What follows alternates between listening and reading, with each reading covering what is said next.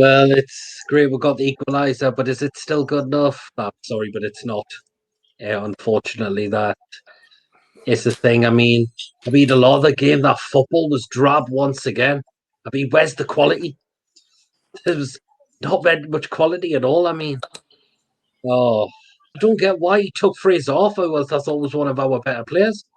I must say, Jacob Murphy, it was great to see him on. Technically, I think the lad should have started.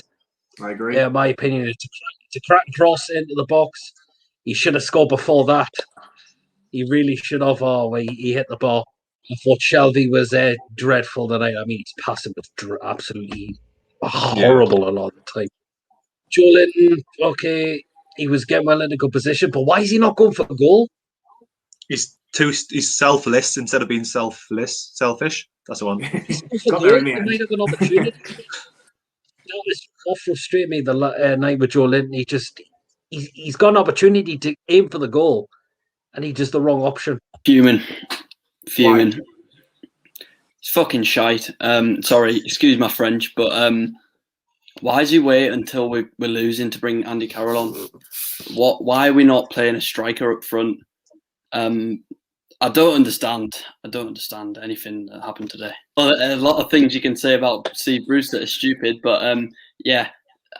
And then to bring Ryan Fraser, who I think was arguably our best attacking player, off when we were in need of a goal, I don't get it. But the thing that baffles me the most is that everything points towards he's playing for a point. Why is he playing for a point?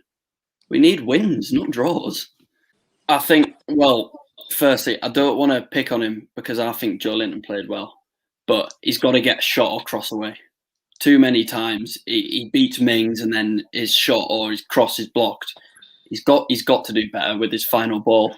But I reckon we should change.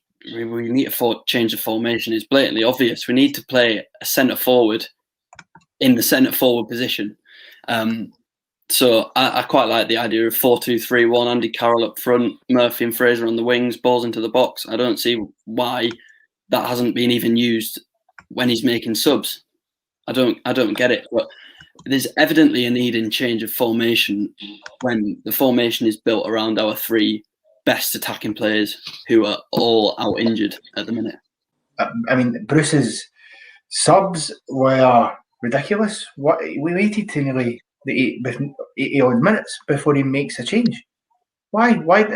As soon as he brought Carroll on, after we conceded the goal, the intensity almost picked up and we were getting much further forward with a lot more bodies in the box, and we eventually score. So I can't understand Bruce's logic behind these changes. Yes, Jacob Murphy puts the ball in for the assist, but like-for-like changes are not working. You need to change it up and get a more attacking impetus when you're trying to get 3 points instead of Murphy on for Fraser and then, was it Manquillo on for Kraft? They're just like-for-like changes. There's nothing going to change in the way we're playing by doing that. Totally agree with you. I never thought we'd get a point today, I'll be honest. I think the most disappointing thing is the manner in the point. It's just, we've managed to get a point. Had Steve Bruce brought Carroll on earlier, maybe we would have been talking about us scoring and them not having that chance. I mean, I don't know if it's just me. I put a comment on when Adam was doing the live reaction. About 2 minutes before Jamal Lascelles scored, someone had a shot at the edge of the box for Villa, and Jamal Lascelles was hiding. Did anybody else see that, or was it just me? Is that the one Dubravka saved? Yes, he saved it. But Jamal Lascelles went out, and then he's turned his back on it. And I was screaming at my dad, going, he's captain of the club, he's turned his back on it. Then he's went and done something like that. So maybe that's something to look into and go, maybe it's written that we are going to stay up, because the last person to score an own goal against Villa was also Irish and we got relegated. So I'm glad that we got a point today. You have to look at it both ways, really. Like, we stole the pint in the end, but overall I was disappointed with the pint. I felt dejected and ecstatic at the same time with the equaliser, because we have to win at this stage. It's a great point to win, but 2 points lost as well. So I look more on the negative than the positive with that. Definitely, what what we did in the Villa and Wolves games, the two better teams, we didn't do against West Brom. We actually took the game to both of them teams. But that end product, performance-wise, we'd be fine, but the end product is killing us. And I think we'll look back at this as a real costly kind of run of fixtures. We deserve, well, West Brom, we deserve nothing, but out of the Villa and Wolves game, we deserve the wins. But when you have no end product, what can you do, really? It's probably 2 points drop, mate, if I'm honest with you. Didn't deserve to lose. If we'd lost, I probably would have found me vodka and necked the whole lot of it, if I'm honest with you. Because, I mean, like I said, it was just an absolute sucker punch, wasn't it? When, you know what I mean, Clark's done the instinctive thing to try and block a shot coming in or a header, and it's just kind of done like a Modi Army against Brighton, kind of just looped up, wrong-footed the goalkeeper, and you know what I mean? But the thing is, I mean, we should have beat Wolves. Obviously, Dubravka could have done better there. The West Brom game, we won't go into that. And again, you know what I mean? I said we could all criticise Murphy. You know what I mean? Murphy, I mean, did he have to lambast it as hard as he did? You know what I mean? He could have kind of placed it, you know what I mean, a bit higher away from the goalkeeper, but we're being critical, aren't we? But you know what I mean? It's a point, isn't it? It could be that point that keeps us up, you know what I mean?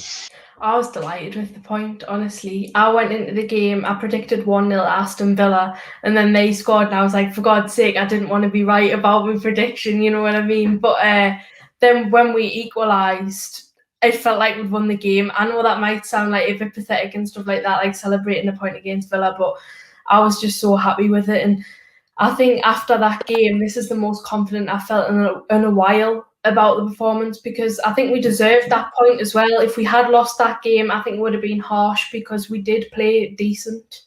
I think that's one of the best performances he's had for Wales. Like, he tried really, really hard. He was decent. So yeah, I was impressed with Ryan Fraser, and that's what I wanted to see from him for a while, because I was always saying, like, he comes on and he just looks like he's not bothered and like he's not putting in 100% effort. I didn't believe, but today I think he did that, and so I was happy to see it, and I'd like to see him get some more game time and hopefully he can step up to the mark, because we are lacking in the attacking positions. Yeah, I thought Watkins took it well, but again, it was a poor deflection of Clark, who's, when he stepped in, he's been good. He's been one of the best defenders. Present it now, Johnny. Nice one. I stuck in, did what he needed to do, and buried the goal, didn't he? So it shows that there's a bit of belief there, as much as Bruce is concerned. But you know, he's still doing his job. Two-headed goals in a couple of games now. You know, go up and get counter attacks, set pieces. But it's his defending that's the worry, and his leading is not the same as what it used to be. 100%. He used to get everybody to tell in the dressing room what he thought of them, but you know, it's kind of died down a wee bit. It was an up and down game, but then it's one of them when you're seeing someone like Joe Lynn who's been getting slagged left, right, and centre. So he had no right game today. So I always say that it's a positive. And then we had Lewis for the last few weeks who's been getting slagged. Drummett, outstanding at the back. So you've got to look at the positives. There was two positives there tonight. Them were the two positive players. I think if you're being honest about Joe Lynn, he's never going to ever be an out-and-out goal scorer. He's not that type of player. He does play better out wide on a wide of a three, out wide on the right. And I think with this number 9 shirt, it's never, ever, ever going to help him. And the signing on fee was never going to help him. And his wages and all this. And then he's came to a club where he's new. He's never played in this league before. The manager didn't know him. I write the articles for Newcastle Fans TV, and I came up with one line in it, which I'll share with you now. If Joe Linton were a gymnast, he'd lose points on his landing, because I mean, he did everything right. He did absolutely everything right in that build-up, and he just needs to finish. I mean, I could almost hear Newcastle fans around the country just screaming at the TV like I was. I was just like, shoot, why didn't you shoot? And he just needs to finish it. I don't know if he's lacking confidence or something, but he needs to finish that shot.